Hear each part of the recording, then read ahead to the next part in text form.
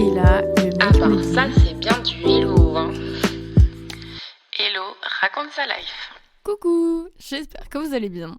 Alors aujourd'hui, je vais vraiment vous raconter ma vie, genre en mode vous êtes mes psychologues. En fait, c'est un truc que j'ai déjà remarqué depuis belle lurette chez moi. J'ai vraiment genre une peur du vide et genre d'être seule. Et en fait, genre, j'ai toujours été un peu en mode hyperactive, il faut que je fasse plein de trucs, que je sois avec des gens. Quand j'étais au collège, tous les samedis après-midi, il fallait que je voie une copine, parce que sinon j'ai l'impression que j'avais loupé mon week-end si j'avais vu personne et que j'avais pas fait un truc genre qui sortait un peu de l'ordinaire, quoi. Bon, au lycée, c'était clairement pareil.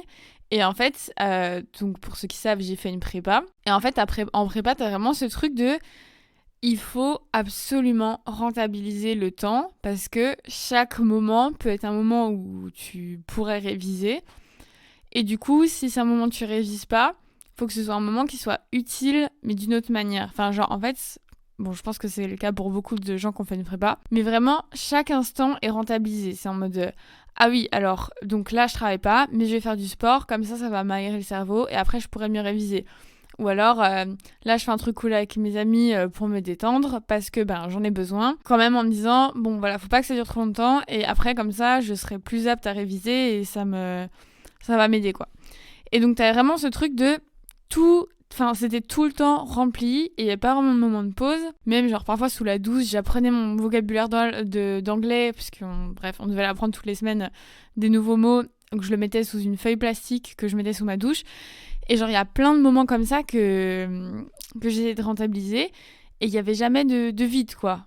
Ou sinon, je lisais un livre qui était utile pour les cours de littérature. Enfin, vraiment, c'était tout le temps plein, plein, plein. Donc moi, vu que je suis un peu hyperactive, bon, je vais pas dire que j'ai hyper bien vécu ma prépa non plus. Genre, vraiment, j'ai fait beaucoup de crises d'angoisse et tout. En fait, plus le temps passe, plus j'oublie, en fait, les mauvais moments. Mais je sais que j'étais quand même stressée H24 et voilà, c'était dur. Mais c'était très stimulant intellectuellement et c'était hyper intéressant. Et en fait, je me souviens à la fin de la première année de prépa, donc pour les vacances d'été, on a fini les cours et je suis pas partie direct, donc j'ai fait à Lyon, je suis pas partie direct de Lyon. Et là, j'ai eu un coup de stress un peu où j'étais en mode, ouah, mais attends, enfin genre, je vais pas là commencer déjà le programme d'été, j'ai pas de cours, j'ai pas grand chose à faire et je vous jure, j'étais perdue. J'étais en mais genre, qu'est-ce que je vais faire? Là, j'ai une journée entière, enfin, j'ai même plusieurs jours devant moi et j'ai pas d'obligation, j'ai pas de colle, enfin, genre d'interro oral bientôt. J'ai pas de choses à réviser absolument pour mon DS de samedi. Genre, qu'est-ce que je fais? Et c'était hyper étrange comme sentiment, vraiment de vide et de me dire, mais what? Genre, qu'est-ce que je fais? Voilà. Et sinon, genre, même pour les moments où il y a beaucoup de temps, genre les vacances d'été, alors moi, mes vacances d'été, elles ont toujours été blindées. J'étais toujours au moins genre 1 mois et demi pas là, enfin, en vacances avec mes parents, en colo, chez mes grands-parents, je sais pas où. Enfin bref, j'avais toujours plein de trucs à faire. C'est un peu ma vie de toujours planifier plein de choses et d'avoir vraiment 1000 trucs à faire. Et j'adore genre enchaîner les vacances. Moi, ça me dérange pas du tout de rentrer un samedi, de devoir repartir le dimanche. Genre, ma mère, c'est sa plus grosse angoisse. Bon, depuis le temps, elle a compris que moi, ça me dérangeait pas. Mais voilà, genre, je suis vraiment ce genre de personne, quoi. Et du coup, genre, le premier moment où vraiment j'ai été confrontée à l'inverse, pas très original, mais c'est pendant le Covid. Et j'étais en mode, waouh, genre là, c'est trop bizarre. En fait, j'ai dû apprendre à ne pas planifier tout. Parce qu'avant ça, genre, je planifiais vraiment ma semaine. Genre, j'étais en mode, ok, lundi soir, je fais ça, mardi soir, je fais ça, mercredi soir, je fais ça. Et genre, j'avais aussi un truc, genre, quasiment tous les jours. Ça, c'était genre ma première année en Allemagne. J'avais des cours d'allemand, des cours de boxe, du sport, je voyais des gens, nanana.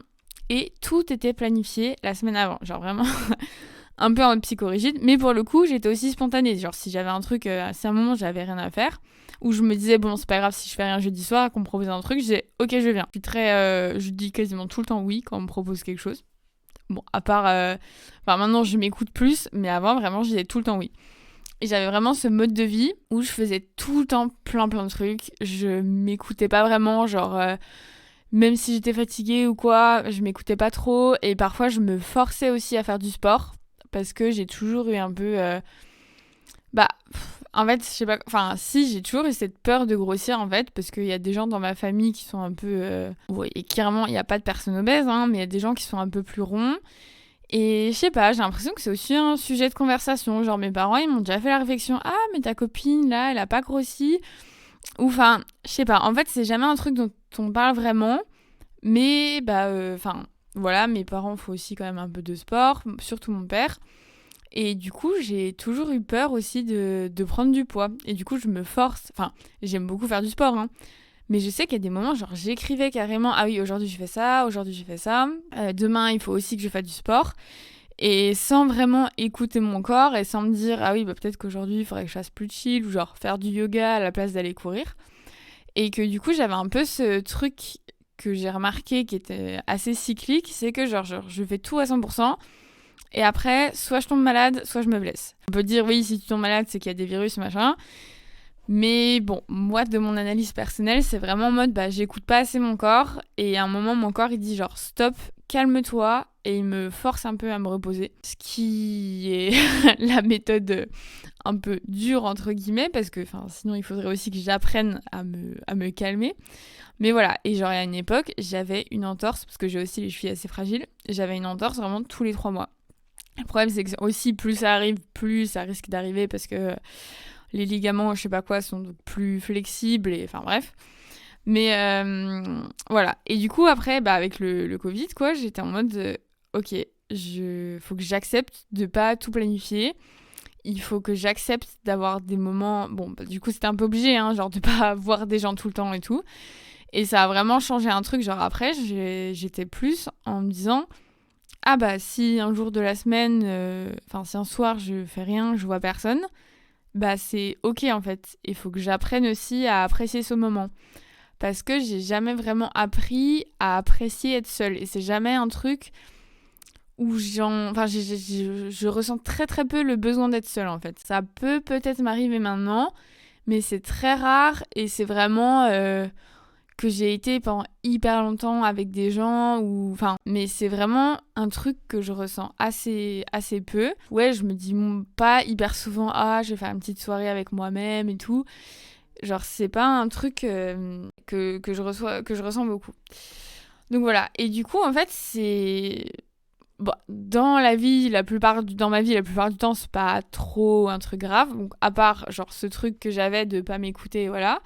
Donc maintenant, je fais un peu des efforts quand même, je remarque et parfois aussi, genre avant, quand on me demandait est-ce que tu veux sortir, est-ce que tu veux faire ça, je disais tout le temps oui. Genre vraiment, bon, encore maintenant, c'est quand même souvent le cas. Mais en fait, limite, je me sentais mal de dire non et je sais pas, je veux toujours dire, je veux toujours participer à des choses, quoi. Et maintenant, ça m'arrive plus de dire non, c'est quand même assez rare. Mais voilà, et j'essaye aussi de... Ouais, en fait, j'essaye vraiment d'apprécier les moments où je suis toute seule et j'ai tellement du mal. En fait, ça me panique d'être vraiment toute seule et d'avoir rien à faire. Genre, je sais qu'il y a des gens, ils adorent juste être à la maison et chiller. Et moi, c'est vraiment mon angoisse. Et en fait, le problème, c'est que... le problème, oui, si, un peu quand même. C'est, du coup, vous savez... si jamais vous avez écouté tous les derniers podcasts, mais je sais plus quel épisode je vous expliquais que du coup j'avais quitté mon travail et tout. Et donc là j'ai beaucoup de temps et j'ai plus de mecs. Et du coup, genre j'ai vraiment ce truc de waouh, il y a un vide et c'est hyper... Ouais, genre pour moi c'est un peu vertigineux et je suis en mais merde, mais je suis toute seule, je suis pas toute seule, en plus j'ai des potes et tout, mais j'ai pas, genre si une journée je vois personne, d'où je fais rien de spécial, si j'ai juste des trucs à faire chez moi, que je dois même pas aller à l'extérieur, mais je vous jure, je me sens mais tellement mal, donc quand même je fais en général du sport pour me sortir, mais c'est horrible. Et en fait, j'ai fait le lien, alors je sais pas comment les deux sont liés exactement, mais du coup en ce moment je vois une psy aussi.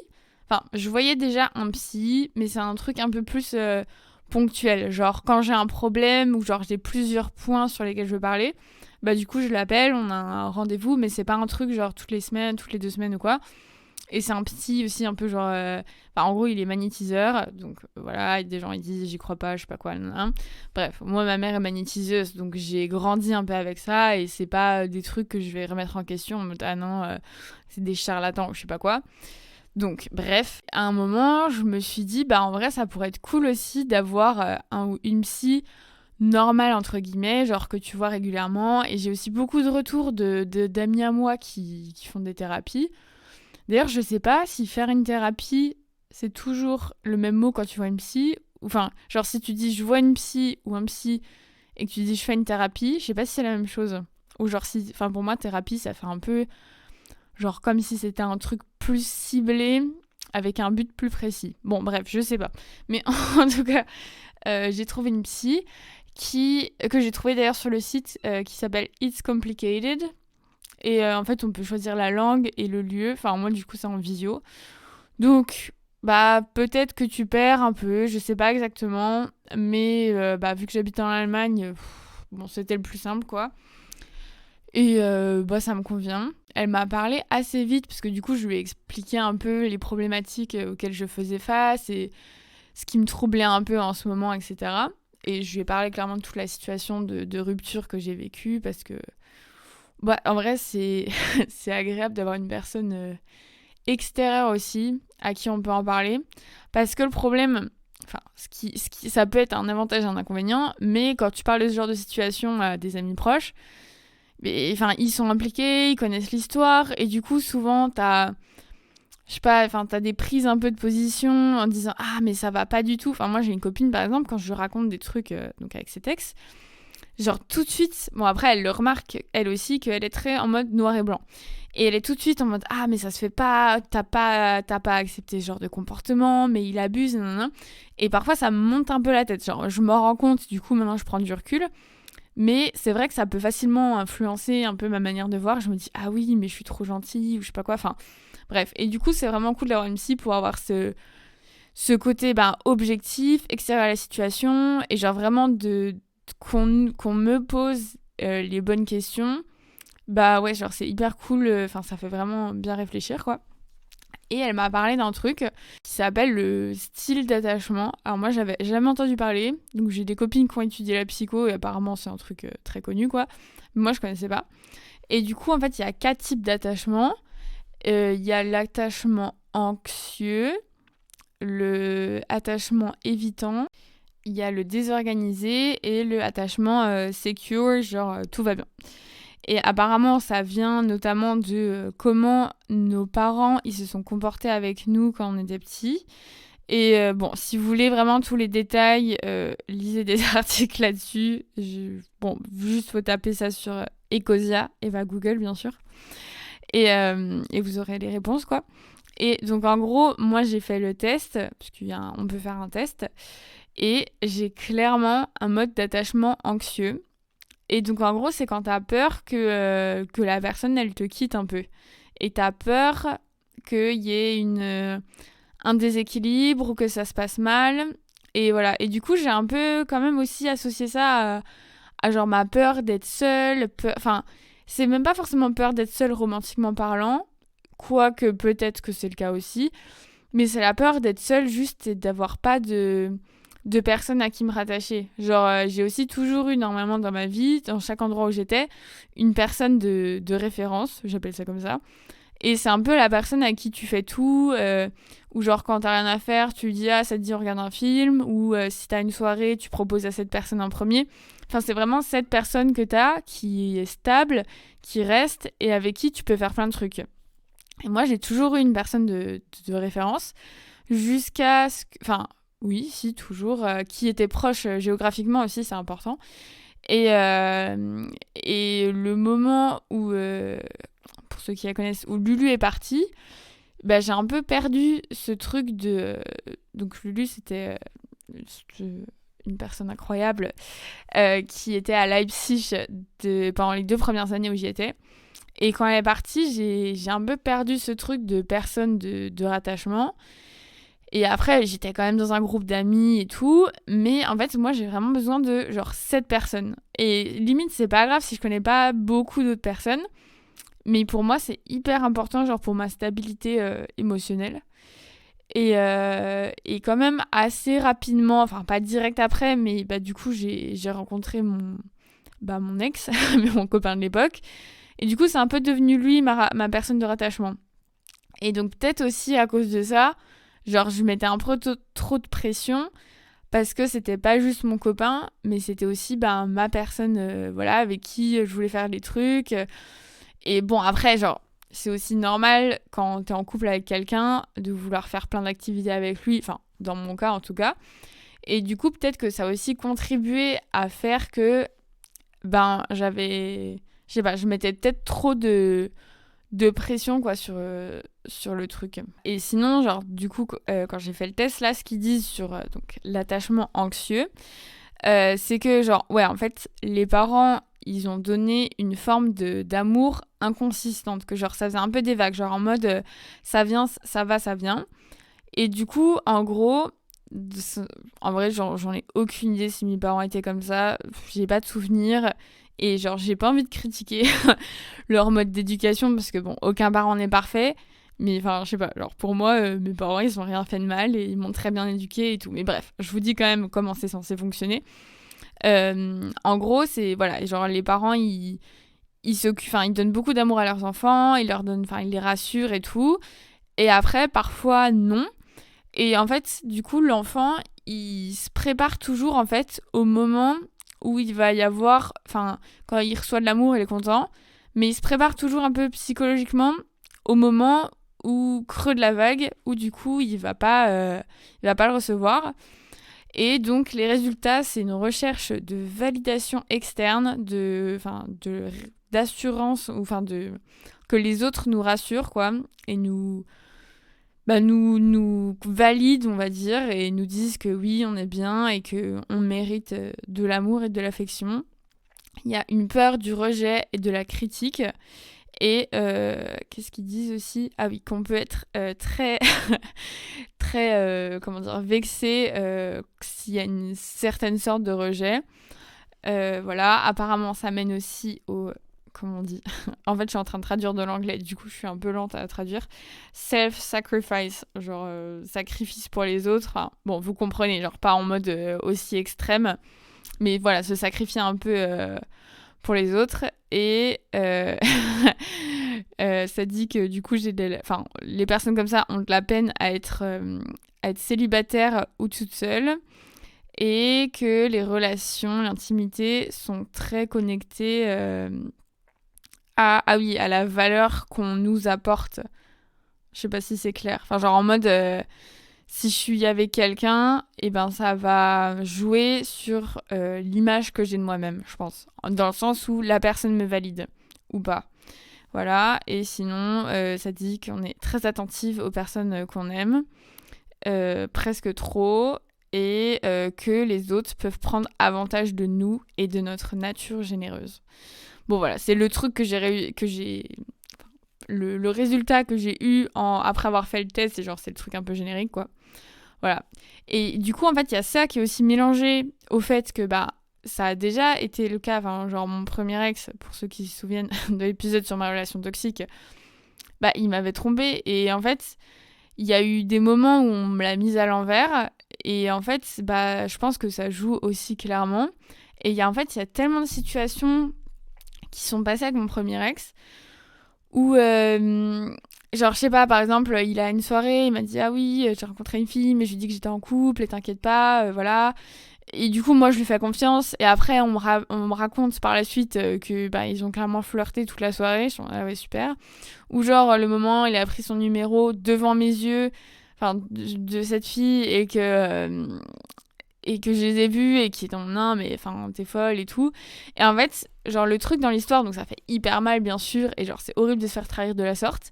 Mais moi, je sais que, en fait, ce qui fait aussi encore plus mal, c'est d'avoir des personnes extérieures à la situation qui savent un peu ce qui se trame et qui se disent, genre de moi en l'occurrence, donc dans cette situation, genre ah mais enfin, vraiment quelle quiche, elle se doute de rien, oh la pauvre. Et en fait, je crois que genre c'est limite ça qui m'angoisse encore plus. Enfin, je sais pas si c'est plus, mais que une personne me trompe quoi. Genre, je crois que limite ça m'angoisse tout autant de savoir que d'autres personnes sont au courant, qui voient les choses et qui se disent de moi, genre ah mais elle est complètement débile. Enfin, elle fait beaucoup trop confiance et tout. Et du coup, parfois, j'ai hyper du mal en fait à jongler. Enfin, en fait, j'ai essayé donc dans mes précédentes relations de faire confiance, juste de me dire bah voilà, au pire, si jamais la personne me trompe, elle va me le dire, on se sépare et puis bon, c'est pas du tout ce que je souhaite, mais voilà. Ou de se dire bah s'il y a un truc louche, la personne me le dira. Mais en fait, parfois, j'ai l'impression d'avoir une notion aussi différente de ce qui était ok, ce qui était pas ok. Et je pense que du fait de cet attachement anxieux, de genre en ce moment, bah voilà, genre peut-être j'ai moins confiance en moi parce que bah j'ai pas retrouvé de job aussi facilement ou je sais pas, enfin juste des périodes aussi comme ça, des périodes un peu de creux et voilà. Et du coup, ben genre j'avais l'impression que j'avais toujours peur qu'on me la mette à l'envers quoi et j'avais trop peur que quelqu'un me dise ou enfin que quelqu'un pense ah mais elle est chill alors qu'en fait ce mec là enfin son copain il fait que tchatcher elle genre mais elle remarque rien ou ah mais comment elle fait pour être aussi tranquille, genre ça se voit qu'il se passe un truc et en fait genre c'est vraiment cette peur aussi qu'on me la mette à l'envers quoi et je sais pas pourquoi c'est aussi prégnant. Bon après voilà, avoir peur de se faire tromper c'est pas un truc si original et si fou que ça. Mais du coup, j'aimerais trop, je sais pas, être plus chill avec ça. Et en même temps, enfin, je pense que ça dépend aussi de la personne et de ce qu'elle donne aussi à côté. Parce qu'il n'y a pas juste, j'ai peur que personne me trompe. C'est, voilà, genre, si je suis avec un mec et que je vois qu'il est un peu plus distant ou qu'il me donne moins de signes d'affection ou moins de je sais pas quoi, bah forcément aussi, tu te poses plus de questions. Et il y a aussi ce truc aussi du sixième sens féminin qui, pour moi, n'est pas non plus tellement un mythe. Et en fait, il y a aussi donc, le problème de genre, il y a eu des fois où j'ai vraiment ressenti un truc, genre, mais je suis sûre qu'il y a quelque chose de louche et où ça s'est vraiment passé. Et en fait, c'est tout le problème de. Comment ça s'appelle ? C'est un biais du cerveau. Ah oui, c'est le biais de confirmation. C'est par exemple si vous dites oh, trop fou, à chaque fois que je baille, il y a mon horloge qui sonne. Bah en fait, vous allez remarquer à chaque fois que vous baillez qu'il y a l'horloge qui sonne que c'est le cas. Et quand vous baillez et qu'il n'y aura pas l'horloge qui sonne, vous n'allez pas le remarquer. Et en gros, genre, c'est le cerveau qui sélectionne donc ce qui se passe pour confirmer ce qui se passe dans notre tête. Et du coup, moi, il y a des moments, je me dis, ah, mais c'est mon sixième sens, c'est sûr, parce que, bah, à tel moment, je trouvais que c'était louche entre bah, mon mec de l'époque et cette meuf, et c'était vrai. À un moment, je trouvais que le mec avec qui j'étais, il se comportait de manière bizarre avec cette fille et c'était un peu étrange. Et j'ai appris par la suite que cette fille c'était son ex et il me l'avait pas dit. Enfin, en fait voilà. Et du coup, il y a eu tous ces biais de confirmation qui font que bah bon, voilà, genre je fais quand même confiance à mon sixième sens. Et en même temps, c'est aussi possible que je me sente de telle manière, genre stressée ou pas sécure à cause de la situation, bah, à cause de tout ce que je viens d'expliquer juste avant, genre j'ai peur, voilà, j'ai peur qu'il me quitte, j'ai peur de machin, j'ai un style d'attachement anxieux, je sais pas, il y a un truc qui va pas chez moi. Donc, je sais pas si je veux dire encore d'autres choses par rapport à ça, mais juste en gros, voilà, c'est hyper intéressant, enfin, j'ai trouvé ça intéressant de faire le test de l'attachement. Et d'ailleurs, il y en a beaucoup qui ont un attachement anxieux, c'est genre le plus répandu en termes d'attachement genre problématique si je puis dire et enfin voilà ils sont pas tous à des échelles pareilles donc il y a des conseils pour y remédier mais bon voilà c'est pas forcément un truc dont tu te débarrasses direct mais si jamais en fait rien que déjà le remarquer et de s'observer soi-même de voir un peu le mécanisme bah, c'est déjà intéressant genre de bien prendre soin de soi aussi, c'est important, genre de s'accorder du temps, etc. D'extérioriser ses émotions, genre que ce soit dans un journal ou je sais pas quoi. c'est aussi une bonne chose. Et voilà, voir un psy, ça peut quand même... Bon, je connais personne qui a dit j'ai vu un psy, ça s'est mal passé. Ou ça peut arriver de chercher un psy, on fait un essai avec quelqu'un, ça marche pas. Bon, ça, voilà, c'est normal, c'est comme les coiffeurs, j'imagine. Mais voilà, je connais vraiment beaucoup de gens qui voient des psys et il n'y a pas besoin d'être genre malade dans sa tête, d'être schizophrène ou d'être au plus bas pour voir un psy. Bon, je trouve que maintenant, il y a vraiment zéro gêne. Enfin, j'ai l'impression qu'à une certaine époque, quand tu sais que tu voyais un psy, c'était un peu en mode, oh là là, ok, bizarre.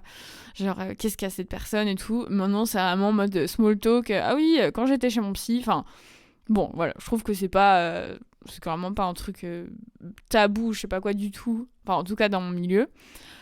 Et ce qui est très cool d'ailleurs. Mais voilà, je voulais juste vous dire que moi aussi, je trouve ça bien et intéressant. Et que voilà, parfois ça fait se poser des questions cool et que c'est bien d'avoir une personne vraiment extérieure et qui n'est pas impliquée dans la situation, quoi.